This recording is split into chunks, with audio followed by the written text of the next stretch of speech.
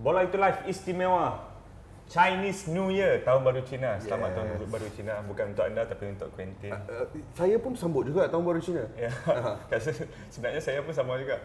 Nampak je kulit gelap. Tapi adakah main macam papan di kelas sambut Tahun Baru Cina? Saya tak main mercun.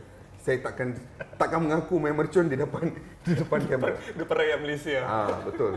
Tetapi seperti biasa, setiap kali ada musim perayaan, kita kena buat benda yang stereotypical, cari individu daripada bangsa perayaan tersebut.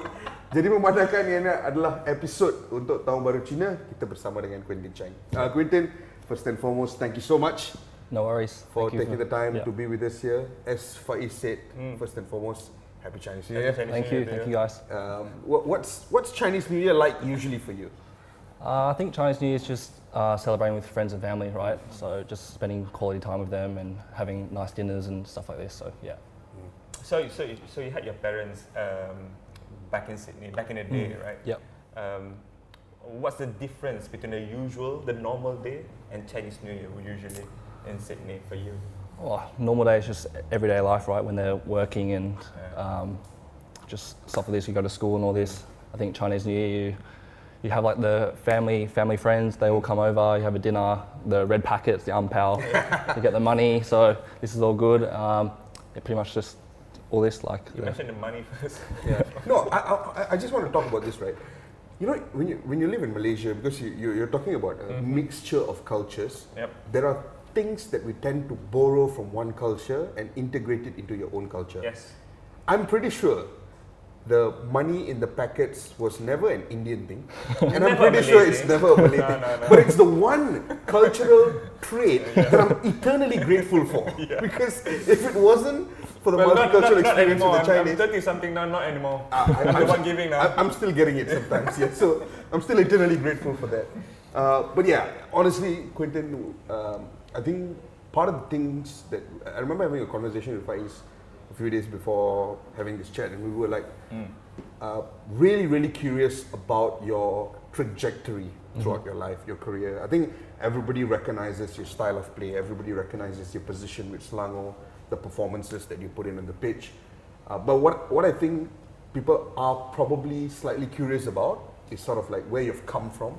Okay. Your upbringing. You've got a very interesting story, obviously growing up in Australia. So I suppose that's what we want to explore today. Perhaps you can start by talking to us a little bit about like the early days of growing up in Australia. What was that like? What was your relationship with your parents like and all that? I think growing up in Australia, I think the culture is very outdoorsy. So most of the time is spent outdoors playing sports, whatever you can do to get out of the house, you try. So I think my parents, so I have an older brother. Okay. I think they pushed him into sports or whatever co-curricular activities you can do. And I think I just wanted to try and be like him. So I would try all different types of sports. So usually growing up, I played football in the winter months and then cricket in the summer months. Football in the winter? Yes. Indoors?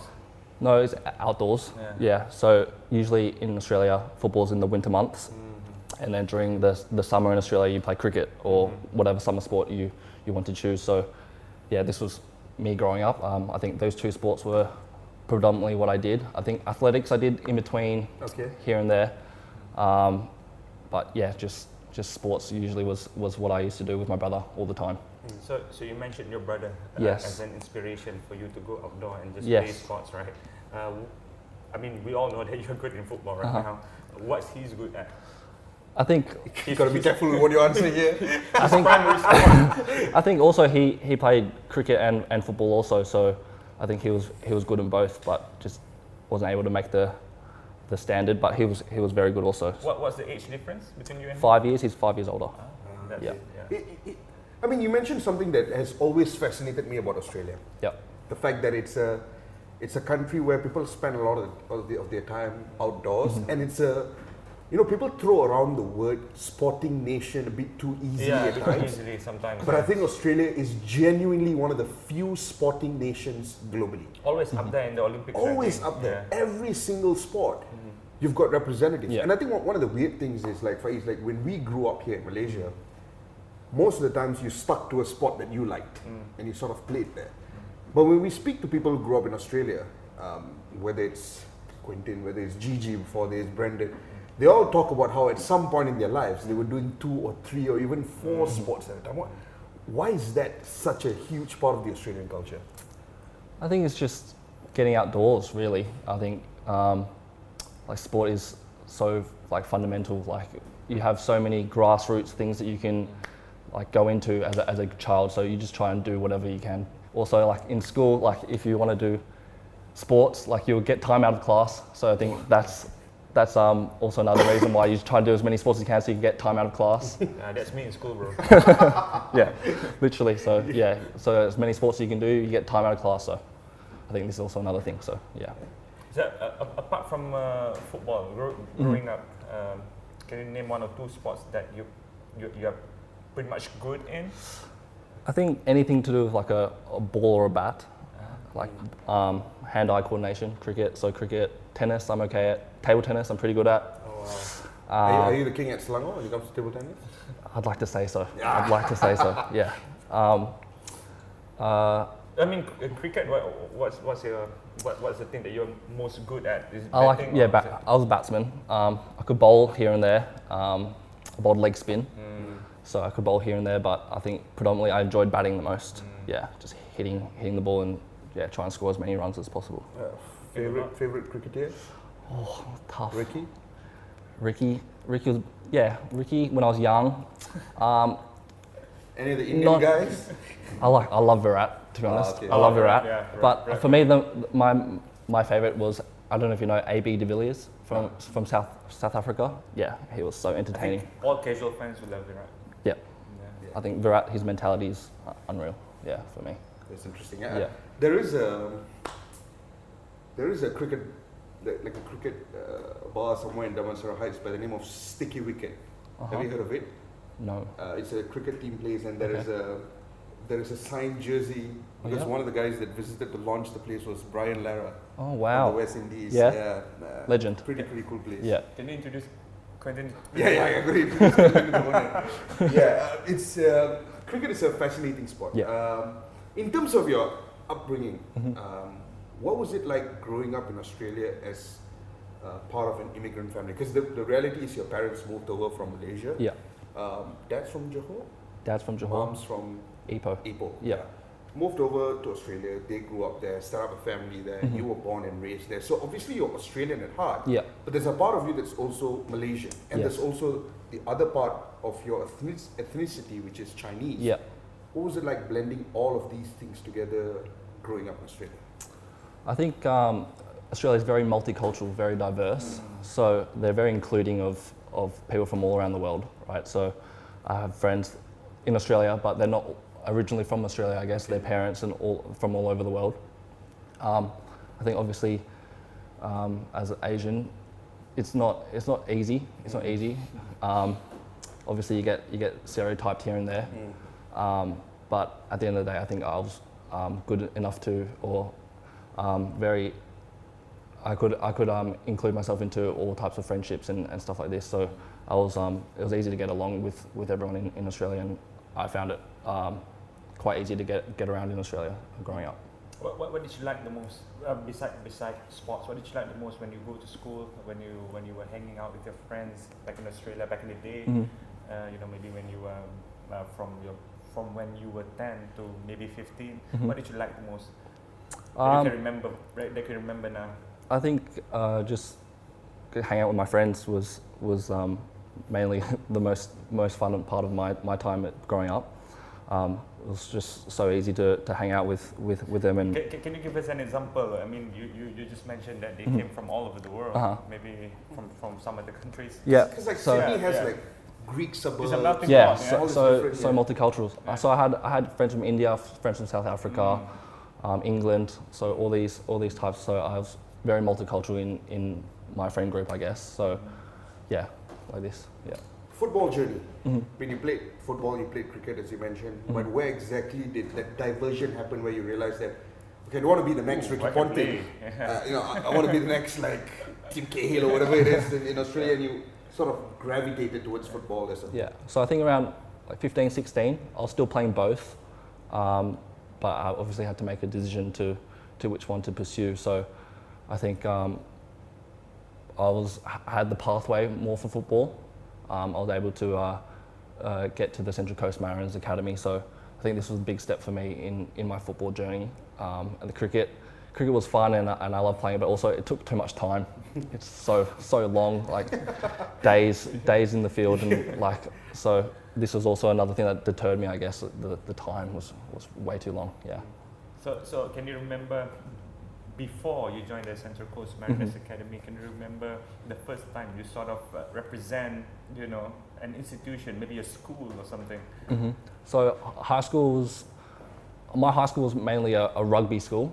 Okay. But football, you have like your zones, your areas that you can try and participate in. So I was able to get to around the New South Wales stage like this, and for school.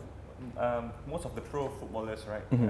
They would say that at some point in their life they play every day with their friends, right? Not necessarily playing in the academy, not necessarily playing, in the weekend where your parents send you to. But you play every day in whatever field that you have around your house. Was it the same for you? I wouldn't say it's the same. I played as much as I could, but obviously, growing up with Asian parents, studies is the most important. It's off limits. Yeah, it's for my mum and dad, studies definitely the most important too. So I was definitely doing my homework before playing outside.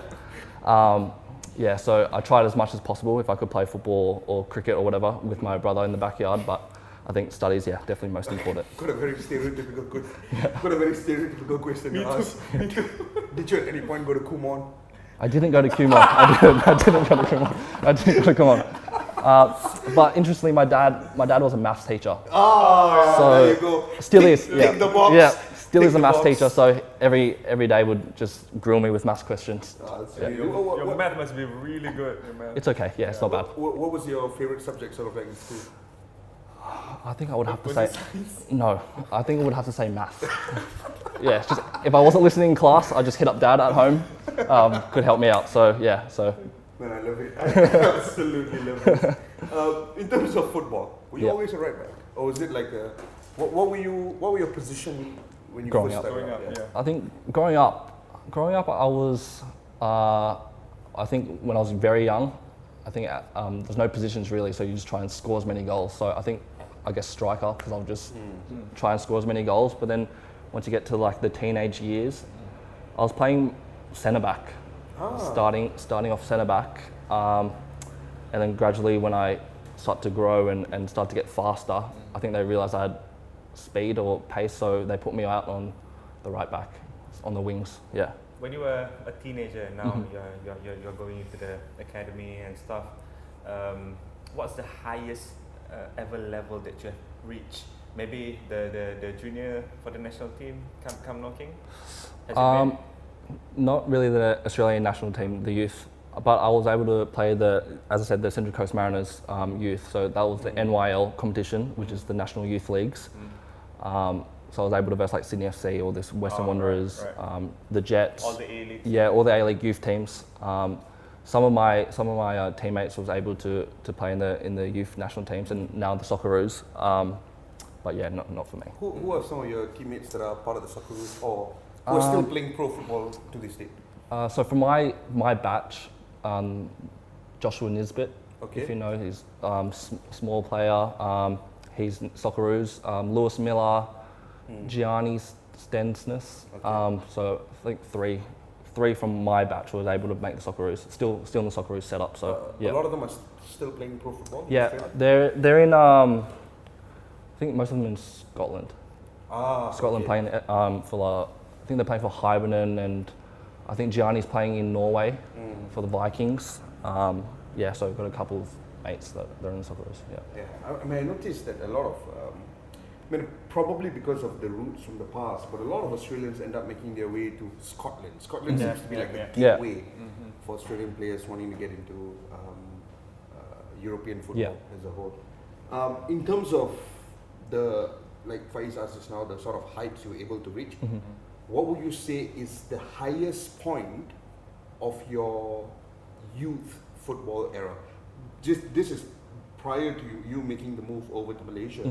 What was your highest point in your career in Australia? yeah, as I said, I think the Central Coast Mariners, when I made that, was, I honestly didn't think I would be able to make it. I didn't think I was good enough at the time to play at that level.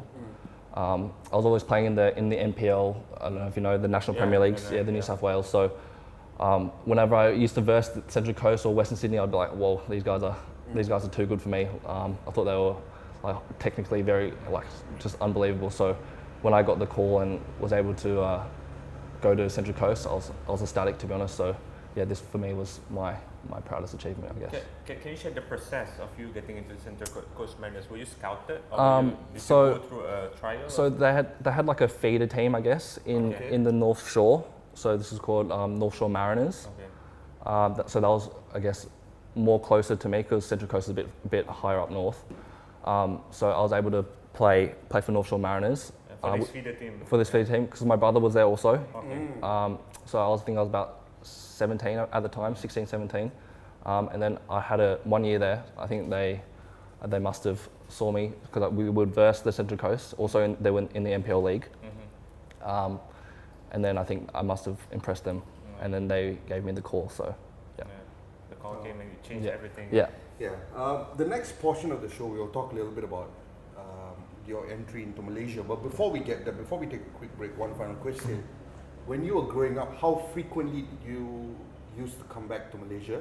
And were you aware of Malaysian football at any level? So when I was young, I think my parents would usually take me and my brother every year to come back and visit. So my grandparents are in Johor and Ipoh. So yeah, we would come back almost every year, I think. The football, no, I didn't really, to be honest, I didn't really know about Malaysian football when I was younger. So yeah, just came back and would just spend time with my family. And now he's playing in Malaysia and for the Malaysian national team as well. Yeah. I think we'll take a quick break, Faiz. Yeah. Coming back, what do we have? We'll talk and explore Quentin's journey into Malaysia, Selangor, as well as a short stint in Penang. Selamat kembali ke Bola Itu Life. Tadi kita dah borak tentang asal-usul perjalanan hidup Quentin Cheng di Sydney. Untuk bahagian ini pula, Faiz, kita nak bicarakan perjalanan Quentin Cheng ke bumi Malaysia. Perjalanan dia ke bumi Malaysia, perjalanan dia bersama Selangor dan juga tempoh masa pendek dia bersama dengan Pulau Pinang. So Quentin, basically what we're saying is that this portion of the show we want to explore your journey into Malaysia. So perhaps we could start right off there. Before the break, you told us that you were sort of enjoying your football in Australia. You were getting an opportunity in the Central Coast Academy. You come back to Malaysia quite frequently, but you weren't aware of Malaysian football as much. But how did the opportunity to come to Malaysia then just pop out of nowhere? Yeah. And what compelled you to make that jump over here? I think so. After I left Central Coast Mariners, I went to Sutherland Sharks. So that's in the NPL in New South Wales. And then I got a call from the former national team under-23 coach, Brad Maloney. Okay. So he's from Australia also. Yeah. I didn't know of him at the time, but then he just asked me to come try with the under-23s. How did he become aware of your Aware of See, that's why I still don't quite know. I think maybe from social media. Because some of the other boys, right, like for example, like the English-based boys like Darren and all that. Yeah. I remember our former colleague Seng Fu wrote about them In the Malaysian version of 442 442, Yeah. and that's how sort of like the links opened up. But I've always been curious about how Quentin's link opened up, because I don't remember seeing like a breakthrough interview at first or whatever. All of a sudden there was just this news coming out that Quentin Cheng is going to play for the under-23s. Are you aware of how? I think must have been from social media. Brad never told me directly how he got hold of me, but I think it must have been from social media. And you never asked him? No, I didn't. I don't know why, actually. Maybe we got to ask. Yeah. We gotta ask Brad. So I got a call from him, and he just asked me to train with the boys for a week. I think this was leading up to the SEA Games in 2019, and I think I must have done decently in the training for 1 week, and then he called me up to the training camp for the SEA Games, and then I was lucky enough to make the team, and made my debut in the last game of the group and scored a goal. So I think after that, then Selangor called me and asked me to come over. So yeah, that's briefly. What was the timeline like from the day Pat So- called you? So fast. I think maybe like 3 or 4 months. Also had to get my passport done. So in that time, I was rushing over here with my dad to get it done, and then was able to make the team. How did your parents react to it? Yeah. They were shocked. At first, they thought that it was a scam, as Asian parents. Naturally. Yep. Naturally. It's like a prince Yeah. offering you some money on the internet. Exactly. So after Don't fall for it. after googling research, I was like, this is definitely a coach. This is definitely a coach. And then it was just, I think after that they finally realized, okay, maybe this is something that you can do. And But it's two separate things, right? A, getting called up and choosing to play for Malaysia versus B, packing your bags up, leaving Australia and coming to play in Malaysia permanently. The first one, I'm assuming, would not have been that daunting or overwhelming because basically you're just flying in for a camp, flying in for a tournament. But the second one is a sizable commitment. So how did you make that decision, and how did your parents react to it? I think for me it was very it was tough. I think for both me and my parents, because I'm leaving home obviously for the first time. So And you were young. You were 20, right? 19, 20 like this. So I was still quite young, and it's the first time I was ever leaving my parents. So I think they were a bit sad that I was leaving, but also they knew that it was my dream to become a professional footballer. So I think they just encouraged me to go in the end.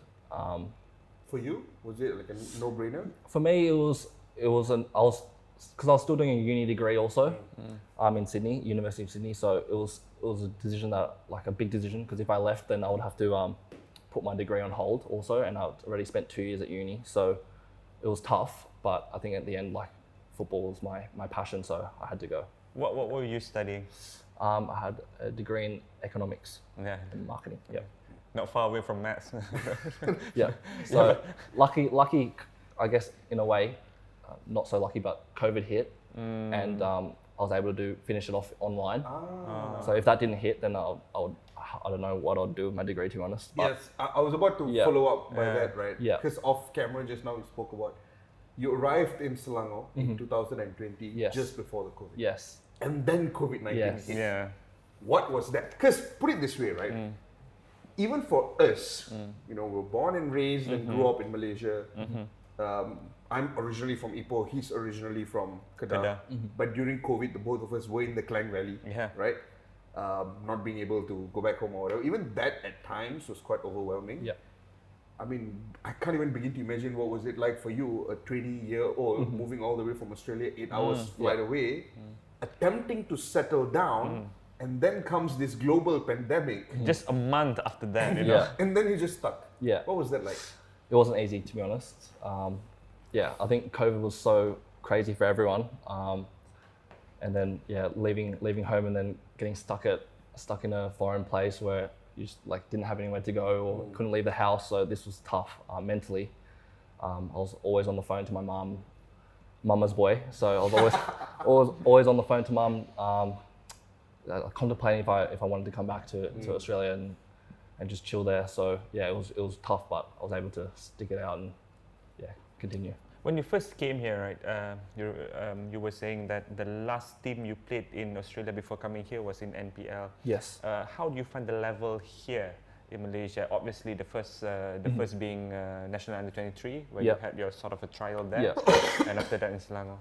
I think because I came from playing in Australia, I was playing men's football, so I was grown men and ex A-League players, ex professional players. So I think compared to the under 23 level, I think it's higher because you're playing against men and ex professionals. But then coming to under 23, they're all technically so good. I thought the Malaysians were so good, technically with the ball, which was different because Australia's, I guess, more physical, faster, and they're grown huge men. So this was different for me. But I think Super League is higher than the NPL level for sure. Yeah. All right. Actually, I want to touch on that a little bit, right? A lot of people that we speak to, they make the same comments. Yeah. in terms of physicality, perhaps the Malaysian players are one notch down compared to their counterparts in Europe, Australia, or even Japan for that matter. But a lot of people seem to make the argument that Malaysians, at any age, even if it's the youth players, they're very good technically. Technically, with the ball yeah. they have. Yeah. Would you say that was your first impression so to this like, date? Even? Yeah, so good with the ball. Like on the ball, like unbelievable. I was like, whoa, these guys are so good with the ball. Like dribbling and the control, the touches. Do you remember any specific player that caught you off guard when you I first? think at the time, the first SEA Games was with Mickey and all these players. So I had Mickey, I can't remember who else. I think Dom and all these players. Akia came on a bit later. But yeah, I think I remember them being like small, and I was like, whoa, so quick and sharp on the ball. Yeah. We spoke to Ezra Walian before, and he said that partly because in Southeast Asia, especially, there are not many good pitches, good fields, right? That is why, if you can do that in such poor playing condition, then you move into a regular pitch. It must be a breeze for you, right? Yeah. What was your adaptation period like with Selangor? So, COVID. I'm assuming a lot of the training was taking place online. But when was the period when you finally started to feel at home with the Selangor boys? So when I first came, I was in the second team, Selangor 2 teams, also with the young boys. I think the season wasn't very long. I think it was maybe 10 or 12 games. So I think I still had time to adapt. And then at the end was the Malaysia Cup, but it got cancelled. But I was training with the first team, and I think around that time, I think I was ready. I wanted to play Super League, so that's when the next year I went to Penang and asked for a loan move. Yeah. In your early days here, right? You must have your self-belief to make it here. And what do you think was your strength that you can use as an advantage for yourself against the other boys? Yeah, I think so. When I went to the SEA Games and I was able to make my debut and score, that gave me a lot of confidence that I could play here. So when I came over, I think my size and my physicality and my speed would, maybe your engine too. I think physically, like, I'm obviously bigger than most of the boys here, so I think this would be my advantage. I think on the ball, I think they are better than me, but my strengths are definitely running and able to have my size. It's rare. Maybe I don't know if you noticed, but it's rare for us in Malaysia to have a local fullback this big. Yeah. You see, a lot historically, of the fullbacks are generally very small. Talk to us about Penang. So how did that loan move come about? Was that something that you primarily requested for? And did you get different offers? Why specifically Penang? I think, so at the end of my first year in Selangor 2, I definitely wanted to play Super League football. I think the coach at the time was Coach Michael or Coach Carsten. I think they wanted me to spend another year in Selangor 2, which I didn't want to, so I think I requested for the loan move, and I wanted to go play Super League and get the experience, get the minutes, which would overly help me improve. So I think it was my decision to go, and I wanted to explore the Super League. So Penang came and offered me. So obviously, the Penang is such a nice place. The city is so beautiful. So it was a no-brainer for me to go there. And then had a good year there. So I think my move was warranted. Yeah. There in Penang, one of your skill set, shine through, which is your crossing. Yes. And you have somebody up front, some Brazilian up front is benefiting from that. Does that take your confidence much higher? I think so. I think when Casa was obviously Casa Grande was it. There was it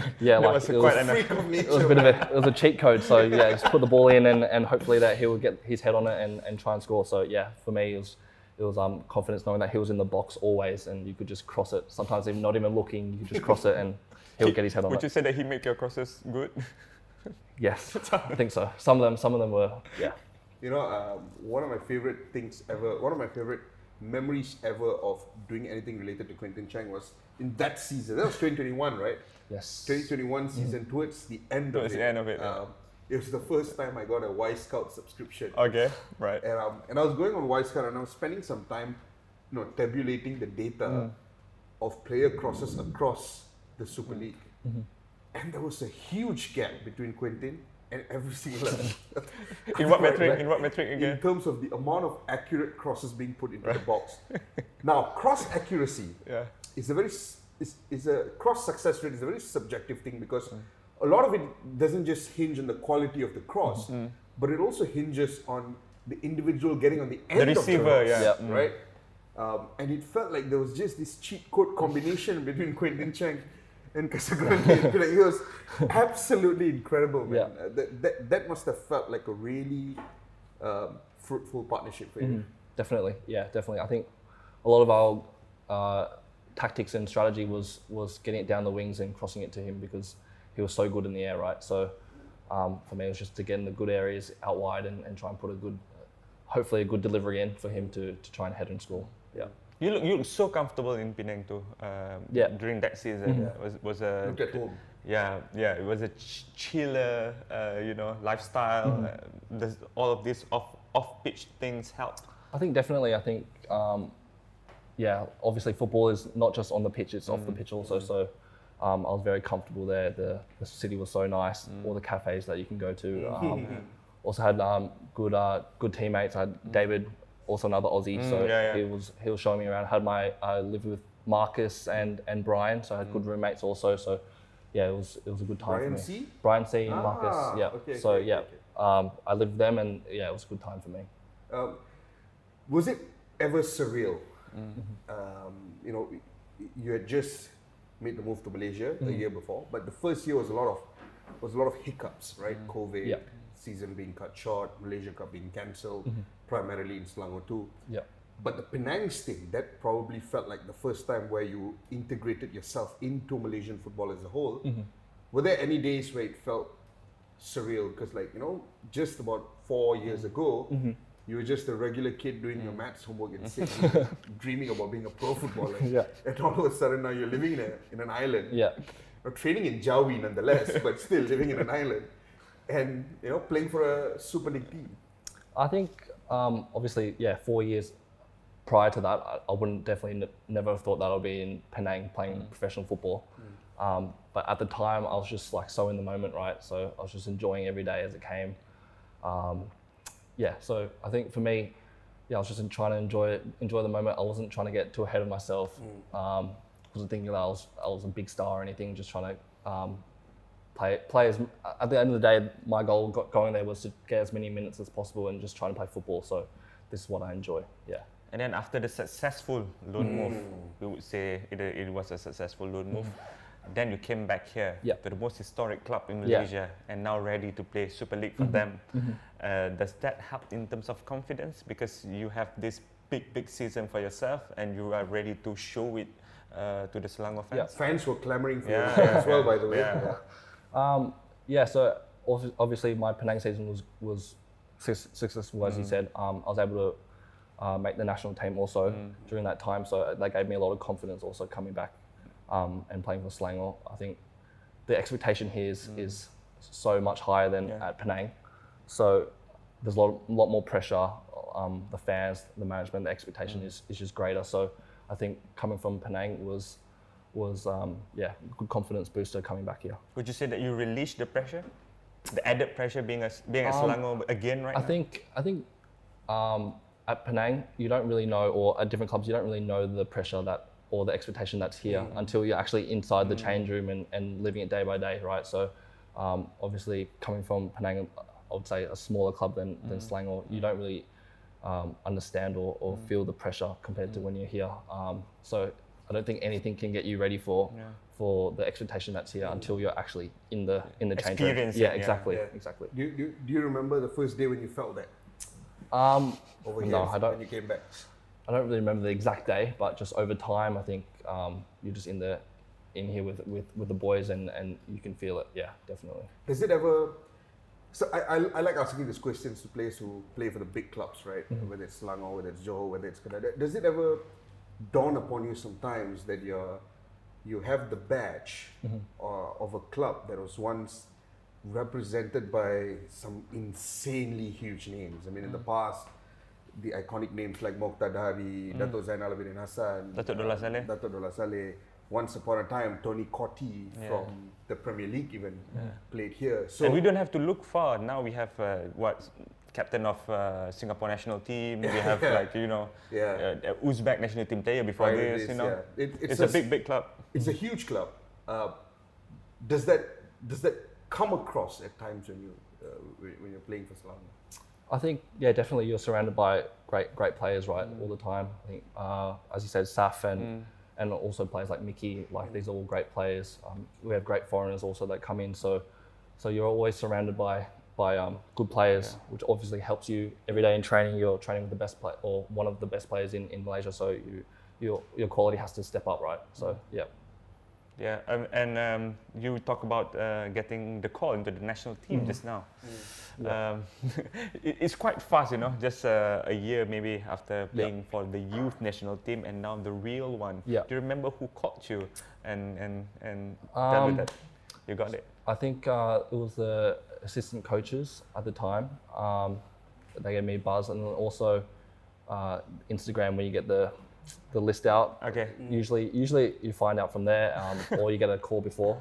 So the players would find out from social media too nowadays. Sometimes you get a call before. Sometimes you just find out on social media. But for me it was such a proud moment. Not only for me but also my family. Like it was amazing to get the call. So I'm very honoured. Immediately rang your mother? Yeah, definitely. Do they come down to watch you frequently here? Yeah, they do. So they try to get, because my dad's as I said, a teacher. So during his school holidays, he'll come over and spend a week or two here. So in the time that you've played for Selangor, so 2022 you come back to Selangor, 23 you're with Selangor, 24 ongoing season with Selangor. What would you reckon is the highlight of your time with Selangor so far? The biggest moment, the highest point of your time with Selangor? I think last year after the Kedah game, the league game away, when we were able to qualify for ACL, I think that was big for us. I remember Brendan came after the halftime, right? Yeah, the feeling after the game was like something I can't describe. Just the objective, the mission was achieved that we were striving for the whole year. The moment when we were able to win the game and the final whistle blew, the feelings were incredible. So I think this was that was an away game, no? Away game in Kedah. Yeah. I remember having this conversation with Noah Laina a few weeks back, and we were talking about that away game at John Book as well. Because you spend your life wanting to be a pro footballer, to experience atmospheres, grounds, venues, playing against teams that are sizably big. And for a player who came from Australia, making a name in Malaysia, were you involved in that game against John Yes. away from home? That must have been special as well, playing in such a historic venue, all the way in South Korea against a huge team, no less. Yeah, definitely. I think ACL obviously was our mission, and to play against giant Korean teams like John Book was amazing. So I think that was another great moment for us and for me as a player for Selangor. Interesting. It's been a crazy journey so far, Quentin. And to be honest, you're just getting started. Still young, still a lot to go. Selangor continue to create waves domestically across different competitions. This season, we're in January. It ends somewhere in May. But then when next season starts, it's a fresh journey altogether. We're pretty excited to see your career trajectory over the next few months, years or so. But for now, we'll take a quick break. And right after this, and this is where it gets interesting, because we're curious. We've talked about your career, we've talked about your story, but now we're curious to know about your passion, about the teams you support, the players you like, your thoughts on the right back position, your thoughts on maybe even Trent Alexander-Arnold. There's a lot to get into. We'll take a quick break. Selamat kembali ke Bola Itu Life. Baiklah, kita dah cover perjalanan career Quentin Cheng. Dekat Selangor, dekat Penang dan juga dekat national team. Sekarang ni kita nak tanya dia tentang minat dia terhadap sukan bola sepak. Quentin, growing up, what was the team that you supported? Growing up, I supported Manchester United. Still do. even though we're... You know, the way he said it, I'm so proud of it. Because people nowadays, when they support Man United, they were like trembling, you know, to answer this question. There's no enthusiasm. But he is so enthusiastically, I support it, Manchester United. Have to give it to him. Have to give it to him. Yeah, that one. Why specifically Man United? Was it a family thing? Was it a... I think my brother supported them, so I supported them, and then obviously Ronaldo played at the time. I was a big fan of him, so yeah. Did you have an Australian club that you supported growing up? Not really. Not even Central Coast Mariners that you played for before? No, not even Central Coast. No, I didn't really follow the A-League, to be honest. Okay. I followed the APL mostly. So Did you have a favourite Australian player? I think Timmy Cahill was iconic. So Did you grow up cheering on Socceroos? Yeah, definitely. World Cups, the 06 and all this 2010, 14. Yeah, so I think Australia at the World Cup was me and my family watching on the TV all the time. Was it a big national thing though, when they were playing World Cup? I know football is not the number one sport there, but I think it was. Obviously, as you said, there's so many sports in Australia, so football's definitely not the number one sport. But I think when the World Cup was on, the Aussies got around it. So Manchester United. What are your thoughts on the struggles, man? I mean, like it's when you were growing up. I mean, I suppose you watched United around the time we were also watching United. I mean, you grew up with a lot of happy moments. You grew up with a lot of smiles, a lot of smiles on your face. A lot of banters in the school where we were the dominant ones, right? Not at the receiving end. But now the tides have turned.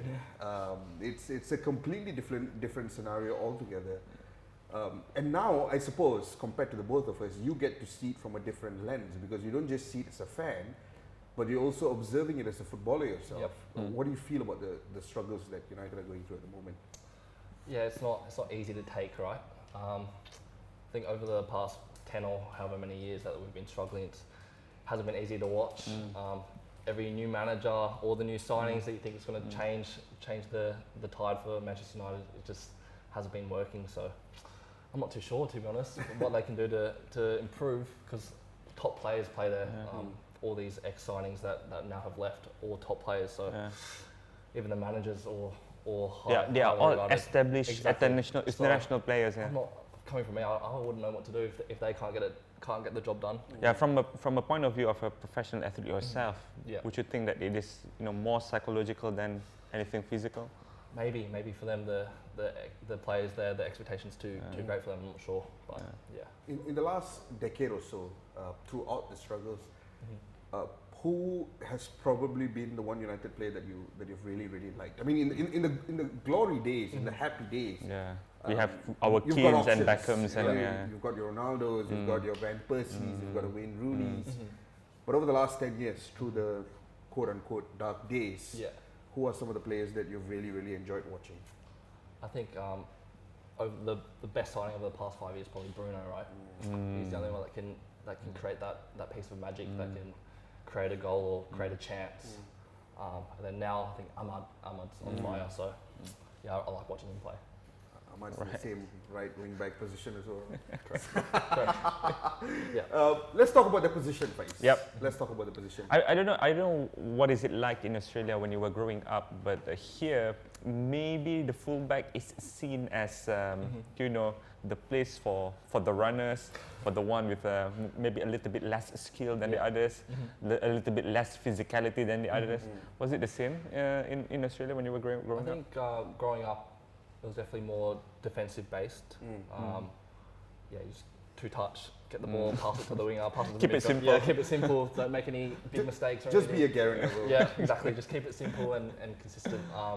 But I think over the years, it's definitely progressed, and it's very important now to have. I think fullbacks play an important role in the team.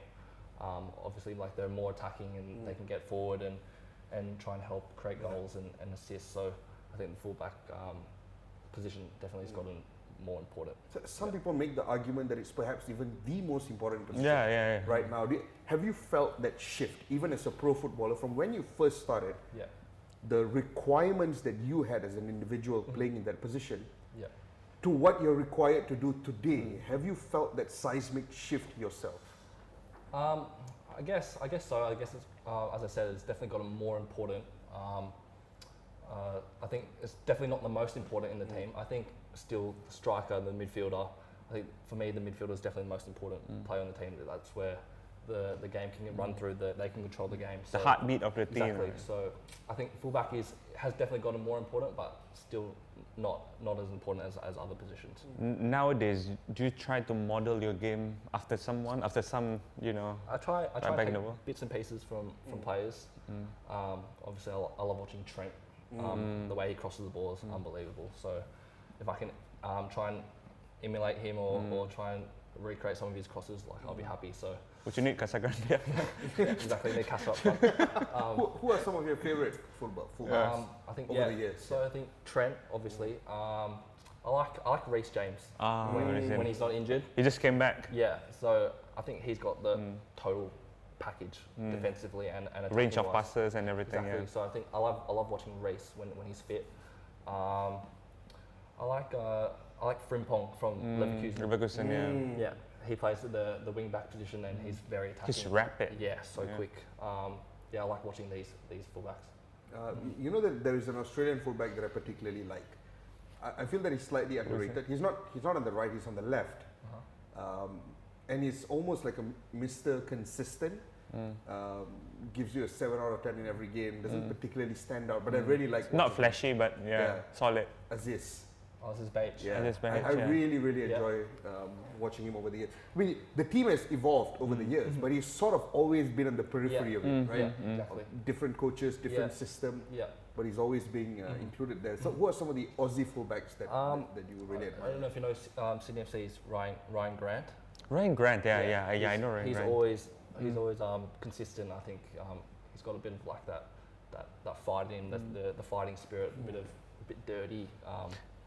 So I think I like Ryan Grant. His hair flowing, his mullet. Also, my friend who I said before, Lewis Miller. He's at Socceroos now. He plays right back for the Socceroos. I'm playing with him from when we were young, and now to see him where he is now is crazy for me. Yeah. If you can have a second position, like after right back or for right wing back or full back, right? What would that be? A second position for you. What would that be? I think I'd have to say striker, right? Striker, Score the goals. I was expecting centre back. Centre back. I was expecting that. Right-sided centre back. Right-sided centre back in the back three. More protection. Maybe when I'm older and I can't run anymore, I can fill that position. But striker, you feel like you have that, I think instinct. everyone wants to score goals, right? So striker gets to score goals. So you make most money to scoring goals. Yeah. It's always about the money, right? It's always about the red angpao packet. It's always about the red. It's about the math. In terms of the Socceroos, so Tim Cahill, who is your favourite Socceroos player? Me is Harry Kewell. Harry Kewell. If from the current And Aaron Moy. Aaron Moy. Yeah. From the current generation? From the generation, must be Jackson Irvine. Oh yeah, man, absolutely love Jackson Irvine, man. Absolutely love Jackson Irvine. Yeah. Who are your favourite players from the current generation? If historically Timmy Cahill, but right now? I'll say none of the boys who are your friends. Come on, man. I like Riley McGree. Okay. Riley Is that McGree. the boy from Middlesbrough? Yes. Okay. Yes. Riley McGree. Sam Silvera Okay. on the wing. He plays for Portsmouth, I think, or Middlesbrough. I can't remember one of them. Matt Ryan was once making waves in the Premier League too. Matty Ryan, the goalkeeper. Yeah. Matty Ryan, he's still there. I think it's a young prop now. I think it's all new faces, so it's interesting to see how they'll go in the cup run. So Which version of Socceroo that you followed the most? Was it the 2010 World Cup? I think or was the it one with Timmy and Harry Kewell and all them of the goal. must be generation. 06 in Germany. 06, Yeah. 06 in 06, Germany. I remember that one well. Yeah. Maybe one final question. In Malaysia right now, Yep. who are your favourite players? Wow. Favourite. Now you can choose your friends. I think the ones I love to watch. I think Arif has to be up there. He's so entertaining to watch. The things he can do is crazy. So I think Arif is local players is for me the best. Also from Johor, Bergson. Always manages to score against us, which is annoying. And then also I love my good friend Gani. Love watching him from KL. So there's so many players around. Matty from Johor, so Corbs. Mickey, my teammate. So I love watching all these players. All the top players in Malaysia, Kish. Yeah. absolutely brilliant. Amongst all of those are some incredible names, really. Brendan Gunn, I think a lot of us can relate with it as well, given everything that he's gone through and what he's been able to come out of.